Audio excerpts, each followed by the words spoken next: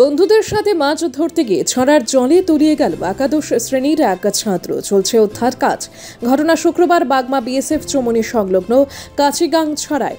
একাদশ শ্রেণীতে পড়ুয়া দীপ সরকার এদিন সকালে বাড়ির পার্শ্ববর্তী কাচিগাং ছড়ায় মাছ ধরতে যায়।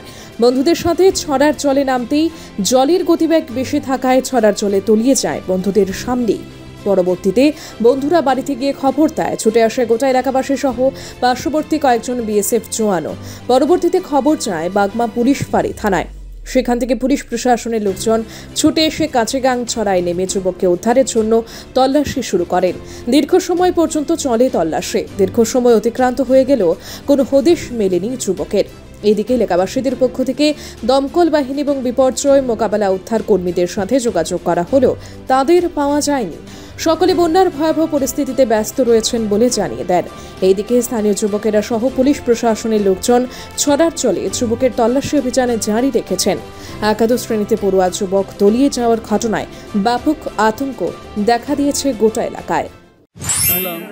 নদীতে নাকি ওই বিশেষ সরকারের ছেলে দীপ সরকার নদীর ধারে বসেছিল একটা বাঁশের ছাটার উপরে, সঙ্গে আরও দুইটা শিশু ছিল। তো ওনাকে এখান থেকে পড়ে যাওয়ার পর ওই দুইটা শিশু কিছুক্ষণ খোঁজাখুঁজি করছে, তারপরে বাড়িতে গিয়ে খবর দিছে।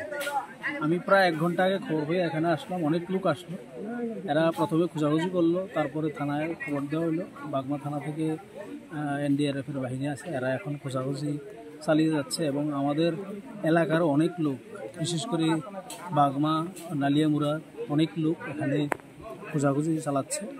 এখন পর্যন্ত কোনো সন্ধান পাওয়া যায়নি। Bureau report, Subarta.